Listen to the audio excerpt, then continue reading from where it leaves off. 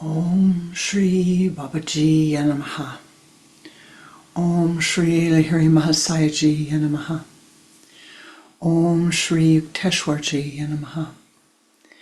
Om Shri Paramahansa Yoganandaji Namaha. Om Shri Shaliji Namaha. Om Shri Swami Kriyanandaji Namaha. O Great Spirit, saints and sages of all times, of all places, O ye pathmakers of old, Namaste. O ye rulers of the air, the earth, the fire, the water, the ether, Namaste. Ancestors, ancestors of all of the lineages to whom we attune, Namaste. We call upon Thee to sweep clear our paths. We call upon Thee to let us see that which needs to be seen, to hear that which needs to be heard, to act with the greatest wisdom and harmony in all that we do. May there be peace between us, clear communication and harmony. Om Shanti, Shanti,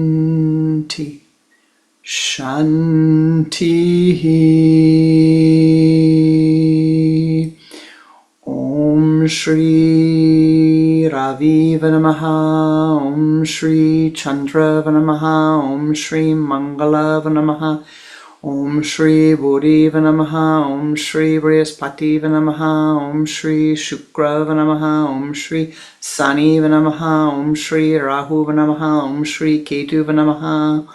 Om Shanti, Shanti, Shanti.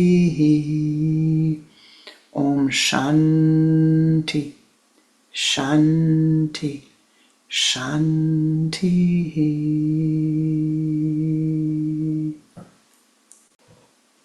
Namaste Ji. Welcome to our Sunday Sangha. Welcome to my heart. We will today, as we do every Sunday, begin with a short Dharma teaching, a short teaching of the Kriya Yoga traditions, and then have a meditation, and then close with prayer. Your spiritual energy, our spiritual energy joined as a group makes a difference to life. And so each week we come together and offer our prayers for those who are in need.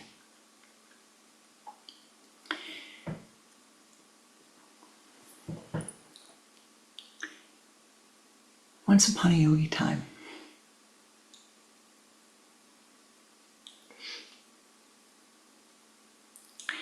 there lived a man and a woman, and they wanted a baby.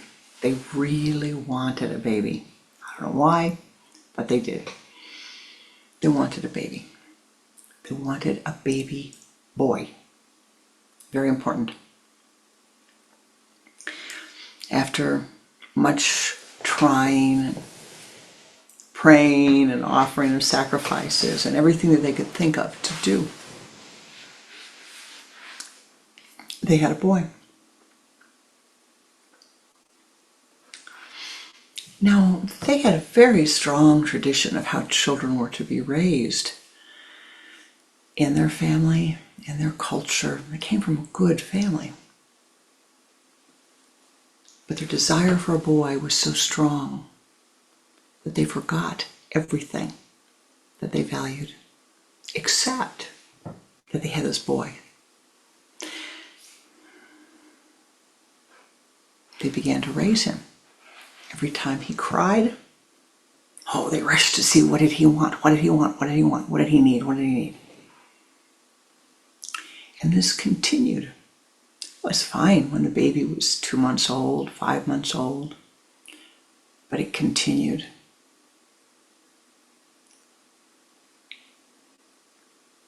They didn't want to let him walk, so they carried him every place.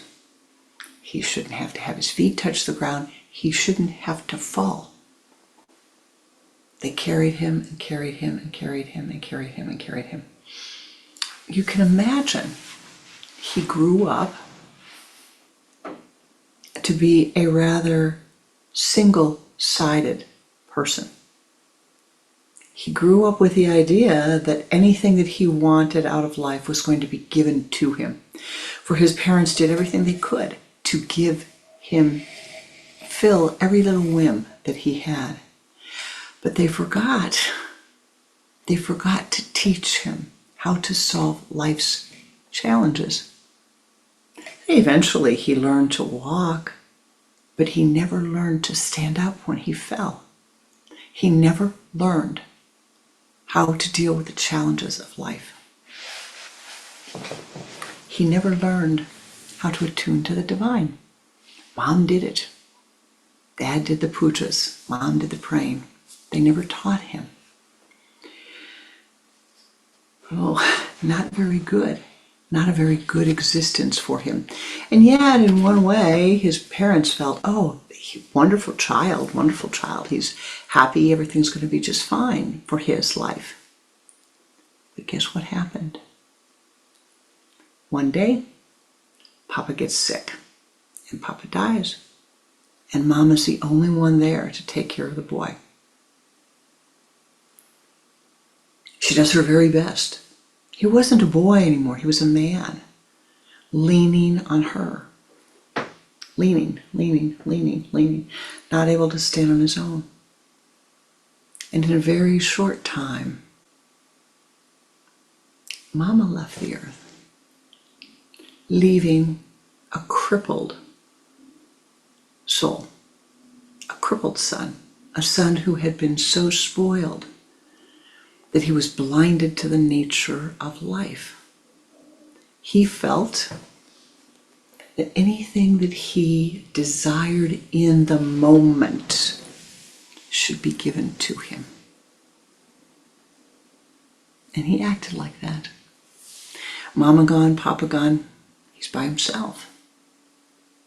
And all of a sudden, immediately, challenges start arising. His breakfast isn't ready for him. His clothes aren't pressed for him.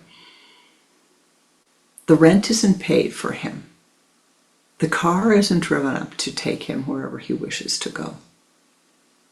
The way is no longer smooth. To say that he did not know what to do is really an understatement. Now, you're probably thinking, who would raise a child like that? Who would do that? Who would do that? How is that possible? What kind of world does that exist in? What would you say if I told you that there's a part of your personality that is that spoiled boy, that is that child that feels, the thought rises in my mind, I should have that. The thought rises in my mind, I should have that. I'm not saying that I'm saying the thought rises in the mind, and the mind feels, aha, I deserve that. I should have that now. And what happens? The emotionality of the mind arises. I see this, I don't like that. I want it to be different. I see this person has this, I want that. No, I don't want this, I don't want that. And the mind becomes grumpy and complains and becomes dissatisfied and becomes depressed and becomes unhappy because it fails to see the nature of life. The whole path of Kriya Yoga is about recognizing the cycles of time. The whole path of Kriya Yoga is about you and I saying, well, at this time, I can't do what I'll be able to do at the next time. Or I can't do what I could do at the last time. I must accept that and see what is right now. What is the right course of action now? One of the greatest pieces of philosophy in some of the native traditions, in some of the native traditions, there is a prohibition against complaining. If you say you don't like something, the elders of the clan, the elders of the tribe will come and say, what are you going to do about it? What do you think should be done about that? Now, that is very interesting. It's very different than we have in many of the so-called cultured modern societies, where something is wrong, and what do? We don't like it, so we complain about it. We feel the necessity to write about it, to talk about it, to express our opinion about it. Yeah, it's not the first time you've heard me say this, and it won't be the last. But you know something? I'm going to tell you a big secret. You do not have to have an opinion about everything. It's not necessary. You don't have to opine on what your neighbor is doing. What you do have to do, what I have to do, what we have to do, is when we see something that seems inharmonious, out of balance, is to follow the great wisdom. What am I going to do about it? Now, mystically, what I am going to do about it must always first begin internally. You can say, well, I don't know, I don't know what I could do. I see all these things happening in the world. What can I do? Well, there are two very obvious things you can do. The first thing is you can complain about it, and if you complain about it, you add to the fuel. You add to the energy that's going into that thing that you dislike. You're feeding the fire, in other words. Or you say, what happens if I go inside of my mind and I apply an alchemical ritual here? What happens if I go inside and I turn to the divine, my Ishta Devata, my chosen form of the divine? Not your mom's, not your dad's, not your husband's, not your wife's, not your best friends, not your co-workers, not your bosses, but the form of the divine that you have become intimate with. It takes work. An intimate relationship takes work. But cultivating, as we've been talking about for a number of months now, cultivating this relationship with the divine is a way to enlightenment. It takes work. You don't befriend. The human mind does not allow one to befriend another being without a feeling of trust, without a recognition, yes, this is going to be something that will be of help to me. Now,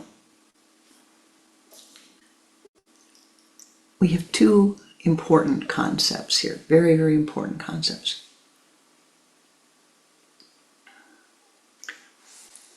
But they are linked to your states of consciousness, the state of consciousness that you hold. All right?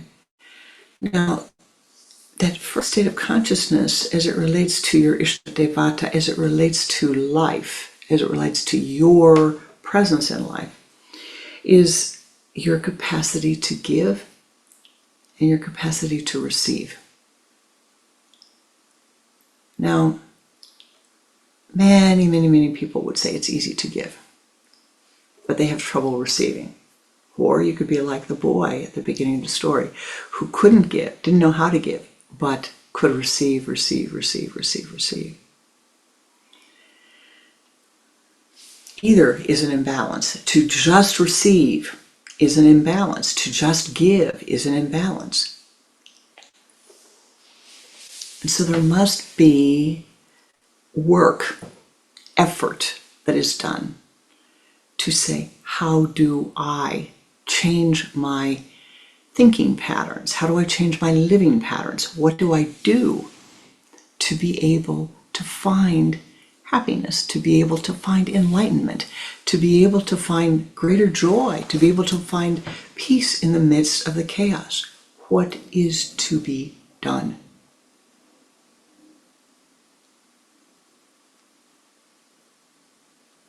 Well, step one is stop and take a breath and observe. No judgment. Observe. What's going on around you? What's going on in you? What does the weather forecast look like? And you can use the literal weather forecast if you wish. I have some loved ones living in Australia, and so when it is cold in North America, it's very warm in Australia, and vice versa, although they never get really cold like we do. But I must remember each time I'm talking to them what their weather is like. Not just the physical weather, but what is happening in their culture. What are they experiencing? What are they going to want to talk about? What are they thinking about? How do I harmonize my relationship with them, with the other? It's very important. It's part of becoming mature. It's part of becoming cultured. To stop and say, I need to understand what the other needs, so that I'm not going into the room like a bulldog or like a bull. That I can enter in more gently, more softly, more harmoniously.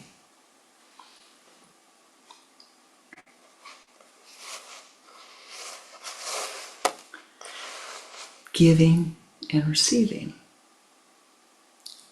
Doesn't do me any good to send somebody who's living in Australia a winter coat that you would need in North America. They can't use it. My loved ones left North America, and they come back to, they go to Australia, and they leave all their winter clothes here. And the mind says, how are they possibly going to get along without that? But they do. What I'm trying to say to you is you need to look at what's happening around you. What you think the weather's going to be like in a month, in 2 months, in 6 months. What do you need to do to prepare? All the preparation always, always, always must begin internally. What thoughts do you need to change? What prejudices do you need to let go of? What preferences do you need to let go of? What denials do you need to let go of? Somebody comes in the room and they offer you some fresh spring water, but it's not in the kind of glass you like. It didn't come from the kind of place you wanted it to come from. So you say no, thank you. Somebody comes in and they offer you €1,000,000 and you don't recognize the coinage. You say no, thank you, and you toss it away. Somebody comes in and they offer you a piece of wisdom and you think, no, thank you, and you get rid of it. We must, through tarka, through reflection, through meditation, come to understand the nature of your personality. It's for you to understand. And I must understand the nature of your personality, as if you are in relationship to me, it is helpful to understand the nature of my personality. Why is that helpful? So you can do something to harmonize your life. Now, what does the Ishta Devata have to do with this? What does the Ishta have to do with it?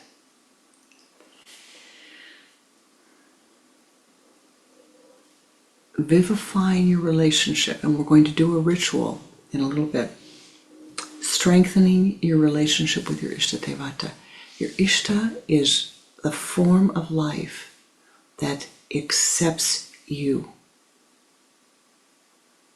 It has an infinite capacity to give to you that which you need the most. Infinite capacity. Accepts you. Has an infinite capacity to give to you. Respects you.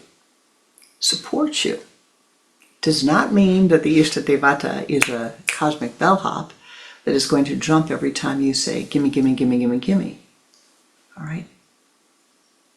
But to cultivate this relationship with the Divine One, in which you learn to give and you learn to receive the bounty of life. It is vital to find this, to do this, to work towards this, to find your enlightenment, my beloved. For you will find, as you begin to do the practices of giving and receiving, what happens is amazing. Your mind will try to give to somebody else and will find that your gifts will be, you think your gifts are shunted aside. You think you have tossed them aside, that they have tossed them aside. They have no value.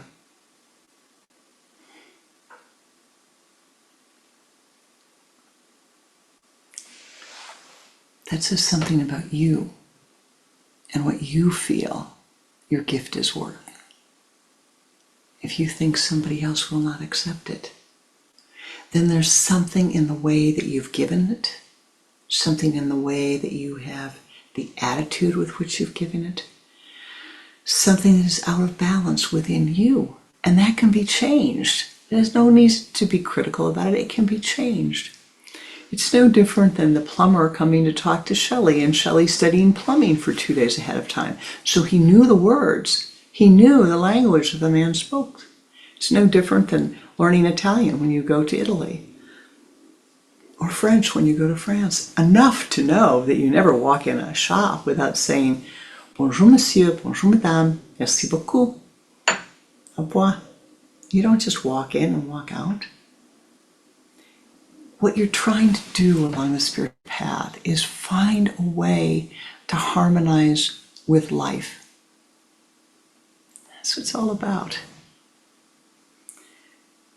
It all begins with action that you take, Kriya that you take, internal action that you take to do something differently. Thoughts are things. You must think a new thought. Transform that thought that you have been holding on to, that has been gluey, that has trapped you. Transform it. Free yourself and transform it. Now,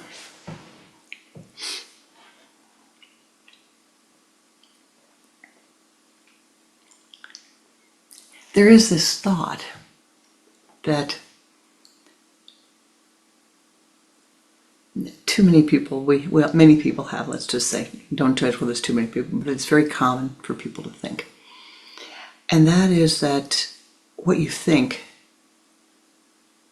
isn't important.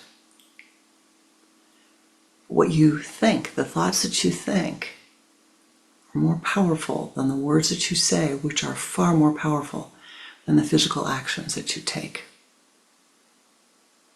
If I want to change Indra's net, this whole that I'm a part of, first I must change the way that I'm thinking. And then I must change the way I'm communicating. And third, that will result in a change in behavior.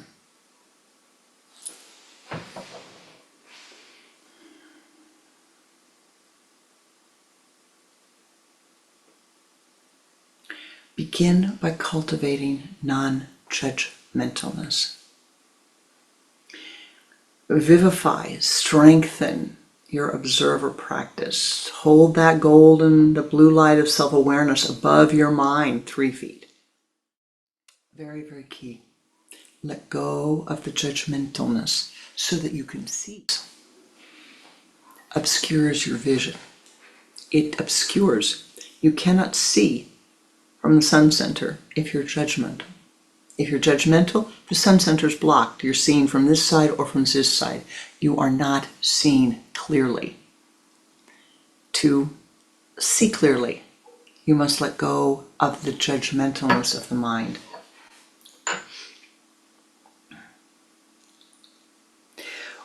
A very powerful way of doing this is to understand the laws of karma, the law of cause and effect, the law of timing, and to recognize that, this is happening. This is an interesting piece of karma. How can I harmonize myself with it? How can I become more peaceful? Turn inward, turn to the divine, turn to your Ishta Devata, and ask for help. What can I think that will dissolve away the prejudices and the biases and the hatred and the attachments that are in my mind? Now,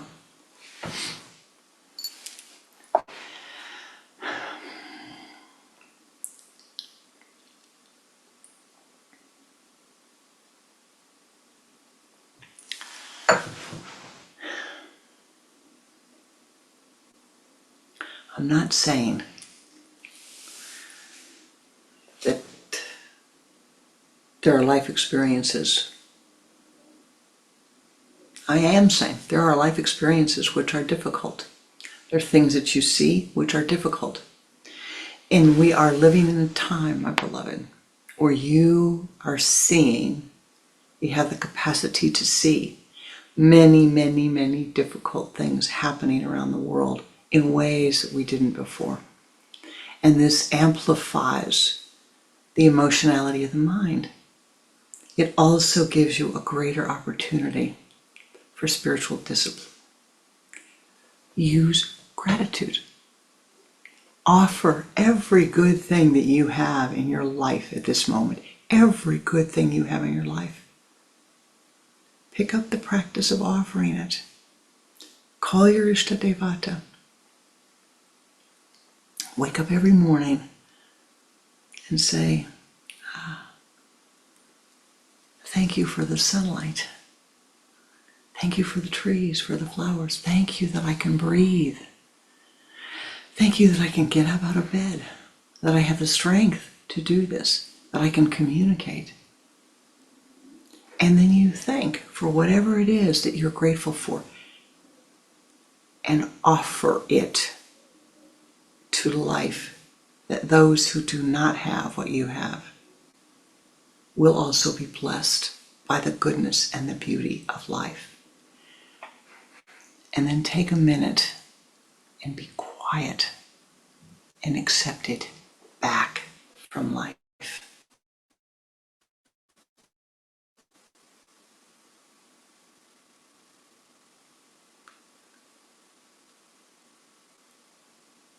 What I've tried to say in this short teaching,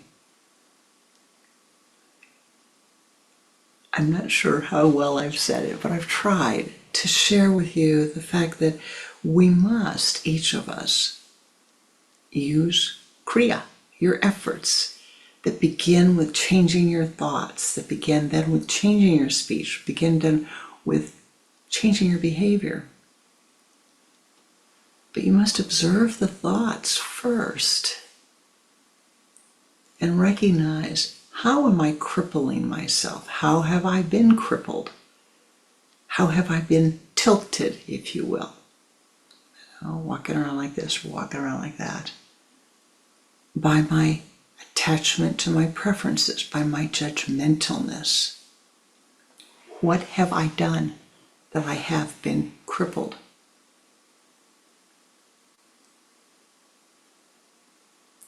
And how do I correct that? The greatest of Kriya Yoga practices. The entire philosophy of Kriya Yoga is predicated upon the laws of karma. It's predicated upon the law of cause and effect.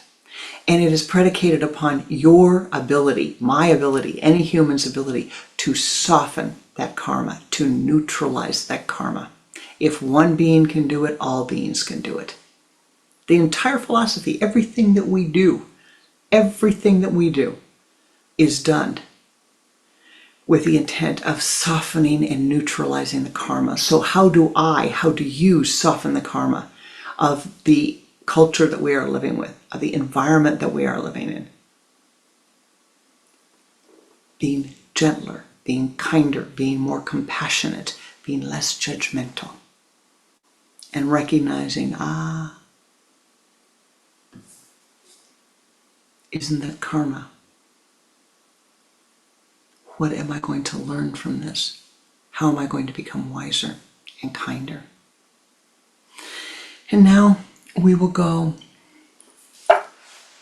and enter communion, if you will, with the Ishta Devata.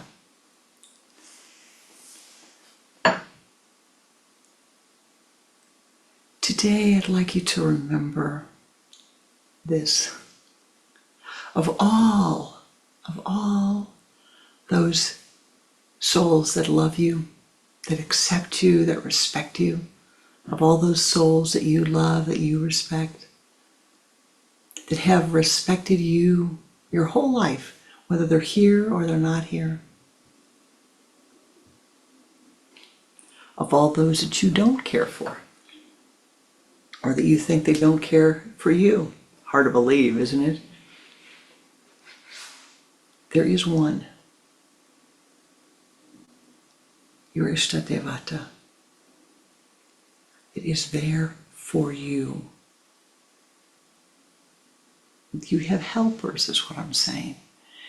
Your Ishta is your chosen form of the divine that is there to help you, to teach you, to escort you, to make it easier for you, to give to you, to teach you, to receive, and to give. Remember that great philosophy from the native peoples. If I see a problem, I'm not going to complain about it. If I complain about it, the elders will say, what's your solution? What are you going to do about it? How are you going to change it? That doesn't mean getting out the guns. It doesn't mean becoming violent. It doesn't mean tearing the world apart. What are you going to do to change that karma? For all it takes is one small bit of compassion on your part. A little bit of understanding. Oh, that must be really difficult. Boy, that's really a tough piece of karma. That must feel very difficult. I would like to bless them so that their karma will be softened also. One small, infinitesimal thing. And here's the thing, all right? Here's the thing. I'm giving you a mystical practice, all right? It's internal, okay? Your mom's not going to see it. Your boyfriend's not going to see it. Your girlfriend's not going to see it. Your best friend's not going to see it. Your boss is not going to see it. Your children aren't going to see it. Your neighbors aren't going to see it. Your teachers aren't going to see it. It's internal. Now the divine will see it. Indra's net will feel it. But let go of your concern about who's going to judge you about it and who's not. Okay. With that, we're going to meditate and share a small ritual. And then we will close, as we always do, with meditative prayer, bringing our minds together to help lift Indra's net and soften the karmas. Namaste, Ji. Thank you for the blessings of your presence today. Sit with your spine erect, please, and your hands in the Om Mudra, the index finger and the thumb together. As you're able, have them cupped upon your thighs, and as you're comfortable, if you can sit with the spine erect, that's great. However you're most comfortable. Turn your head to the left, exhaling twice. Bring the head back to the center and begin to watch your breath. Use the sipping breath to draw the energy from the limbs of the body to the trunk of the body.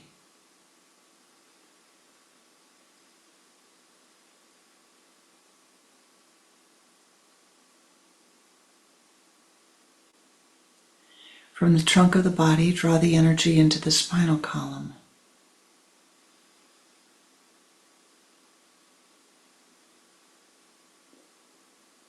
From the base of the spine, draw the energy up to the sun center.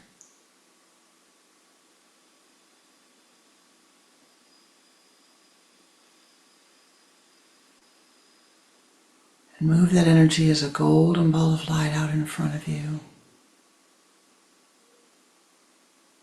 Expand that golden ball of light and sweep it around you to the left, encasing your entire being in golden light.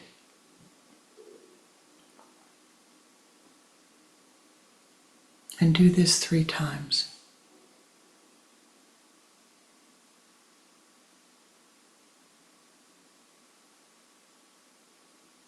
Now focusing your attention at the sun center, begin to ascend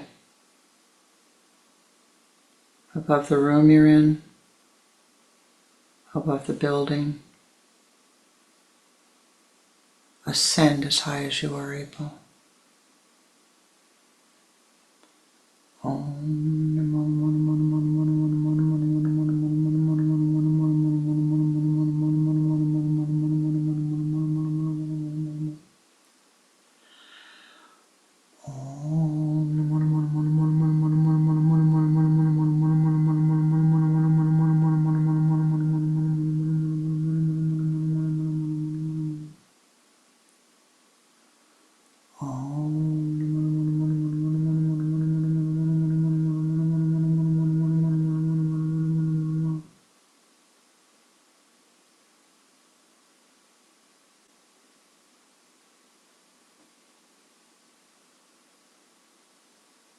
Reaching the high place,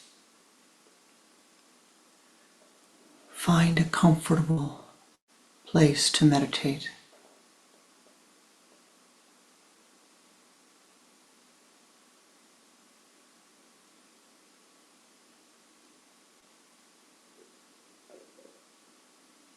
O ye powers that be, Namaste.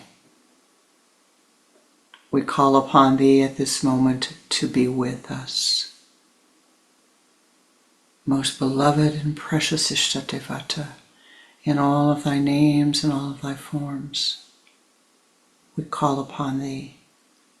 And in thy formless manifestation, we call upon thee. Feel the presence of your Ishta Devata with you.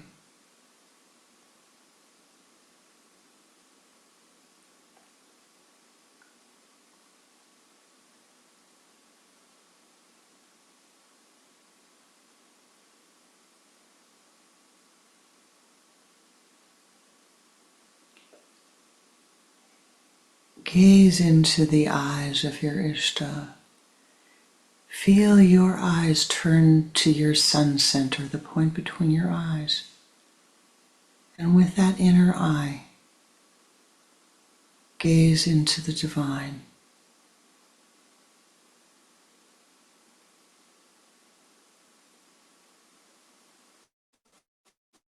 O ye power that be, most beloved and precious Ishta.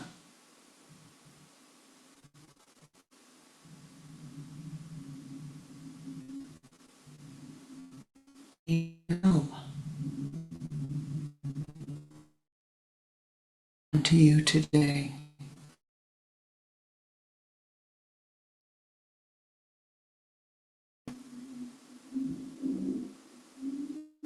In your mind's eye, my beloved, see an offering bowl.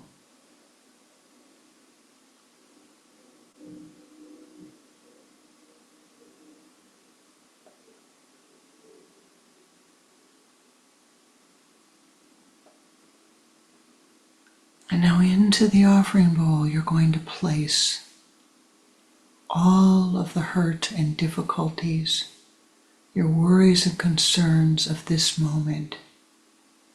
The offering bowl is light filled.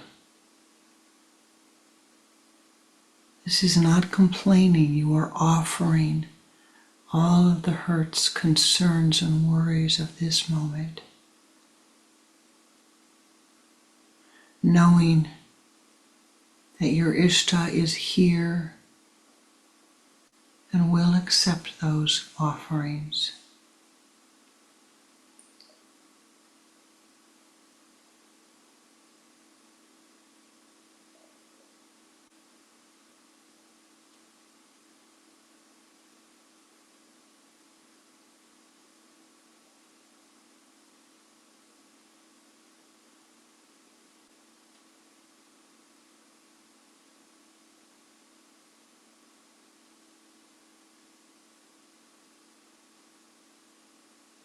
Feel the weight leaving your being as you offer these hurts, these worries, these concerns, and put them in this sacred bowl.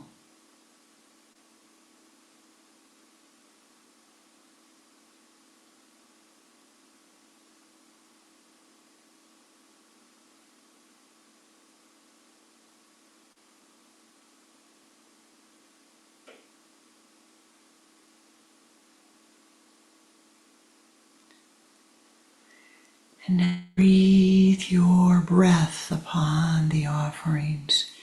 Pour forth your life prana. Breathe your breath upon these worries, these concerns, these hurts.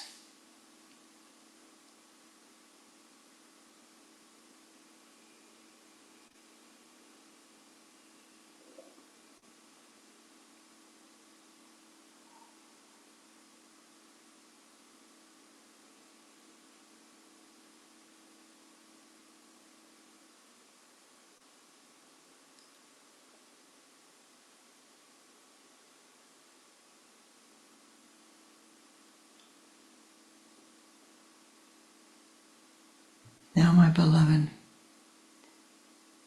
lift up your inner eye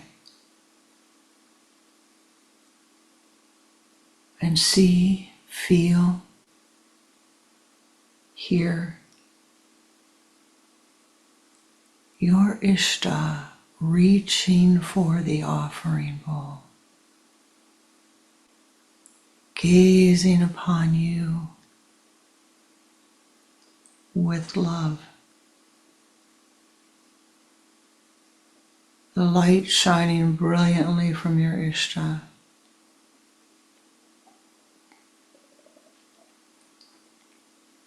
Offer these pieces of karma to the Ishta.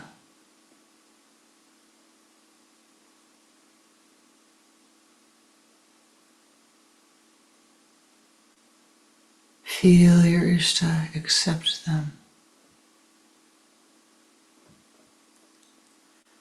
And watch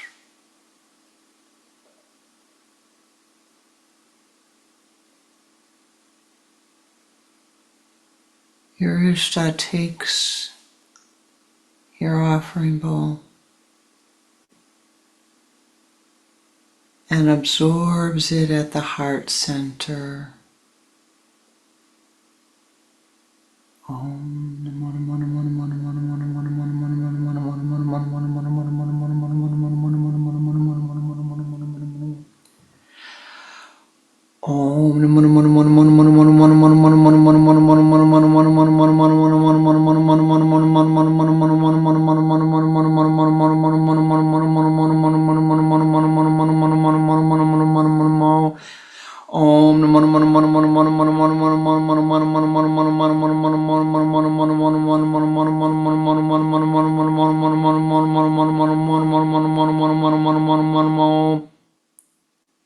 Golden dewdrops of Anandic bliss pour forth upon your crown center from your Ishta Devata. Love, compassion, wisdom pour upon you in golden dewdrops of Anandic bliss. Your Ishta has transformed through its acceptance, its respect, its love, transform these concerns, these worries into Anandic bliss, healing, health, wellness. Om Namo Namo Namo Namo Namo Namo Namo Namo Namo Namo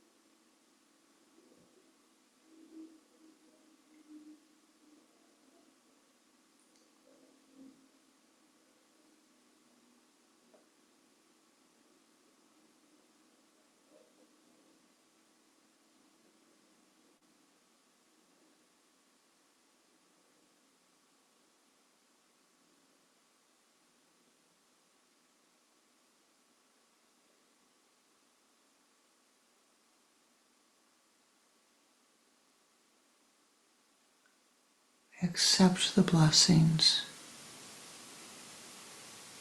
of the Divine Ones.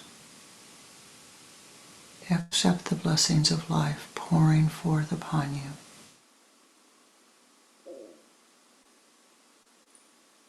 Let go of all resistance.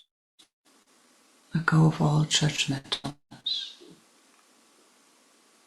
Om Namo Namo Namo Namo Namo Namo Namo Namo Namo Namo Namo.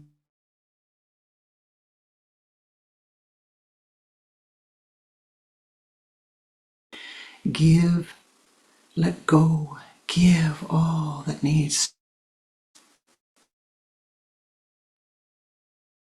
and accept the bliss, the healing, the health, the wisdom, the Ananda.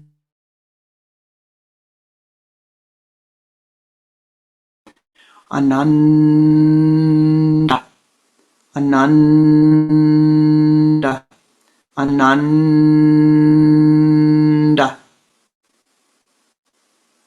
da, da.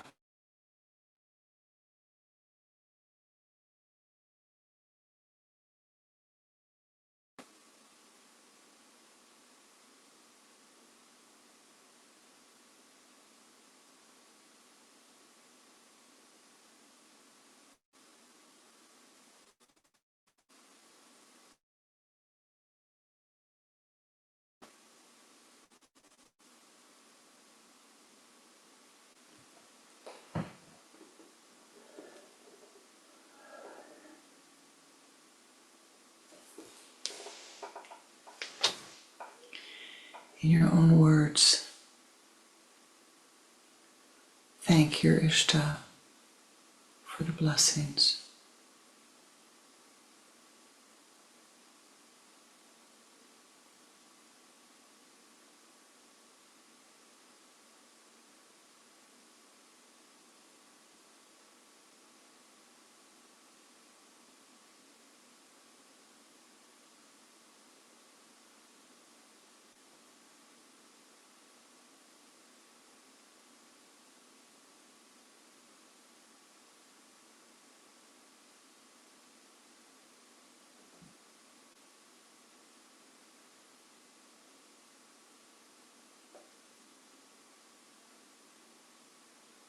staying here in the high place.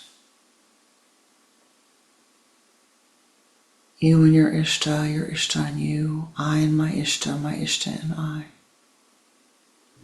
All of the powers that be, we call thee forth at this moment. As we use the Om Shanti mantra to send forth our blessings. O ye powers that be, thou knowest better than we that which is needed to soften the karmas of the earth plane.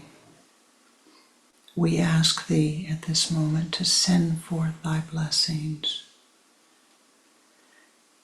as we share our pranic energy. Join with us first for Mother Gaia, with gratitude that we are living this incarnation upon her, with the intent that these prayers will soften the karma of Mother Earth, that all that is needed will be present, that each of us will walk more softly, more respectfully, more gently upon her, that all beings will do the same. And let us chant the Om Shanti mantra 7 times. As you chant it, feel the golden light pouring down upon the earth. Each Om Shanti Shanti Shanti is 1 round. Om Shanti Shanti Shanti. Om Shanti Shanti Shanti. Om Shanti Shanti Shanti. Om Shanti Shanti Shanti. Om Shanti Shanti Shanti. Om Shanti Shanti Shanti. Om Shanti Shanti Shanti.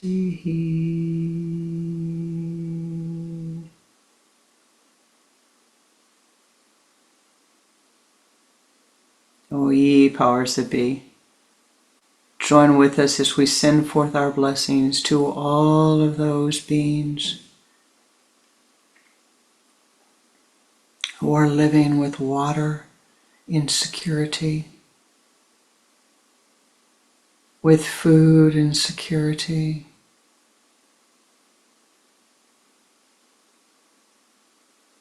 with economic insecurity, with shelter insecurity.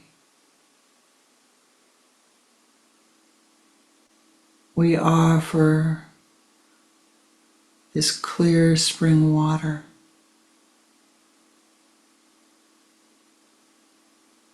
that the hunger or the thirst may be quenched.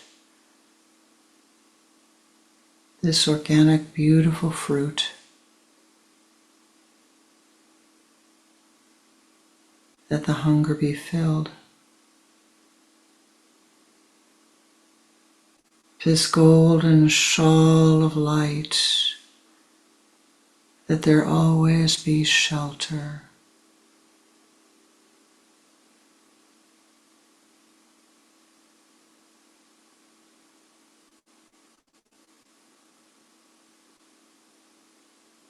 This mystical gold coin that reproduces so all needs are met.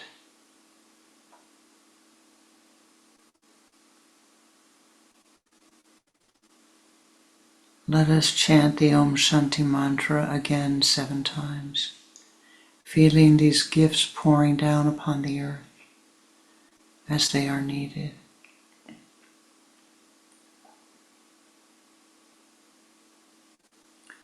Om Shanti, Shanti, Shanti. Om Shanti, Shanti, Shanti. Om Shanti, Shanti, Shanti. Om Shanti, Shanti, Shanti. Om Shanti, Shanti, Shanti. Om Shanti, Shanti, Shanti. Om Shanti, Shanti, Shanti. O ye powers that be, we know that there are souls who are living with health insecurity. There are souls who are living in war, in economic insecurity.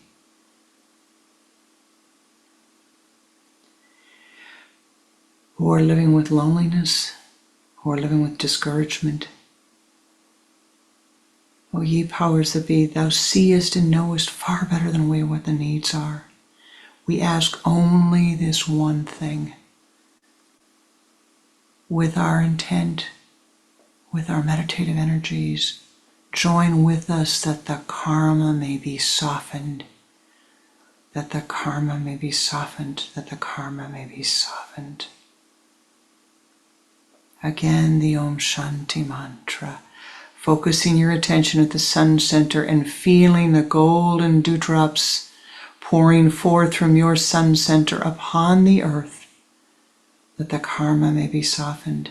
Feel the divine ones joining with us, the powers that be, the helpers joining with us, that the karmas may be softened. Om Shanti, Shanti, Shanti.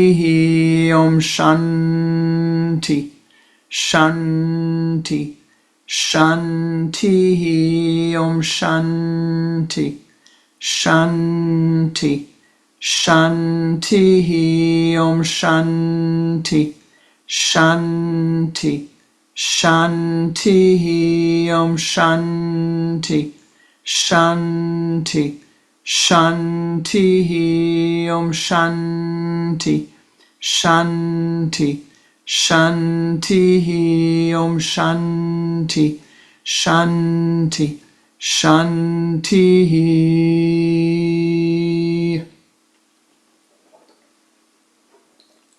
How to heat.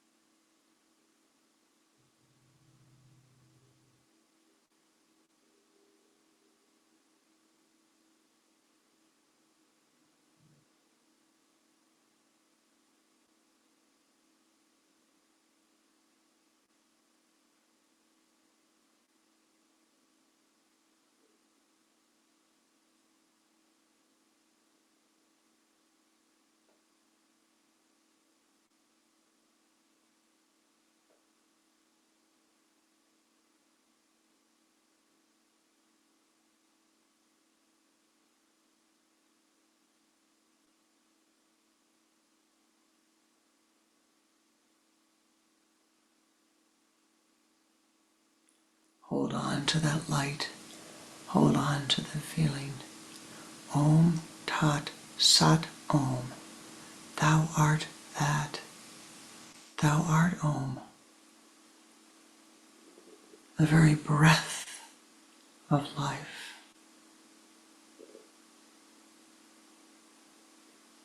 As you have blessed life at this moment, so you are blessed.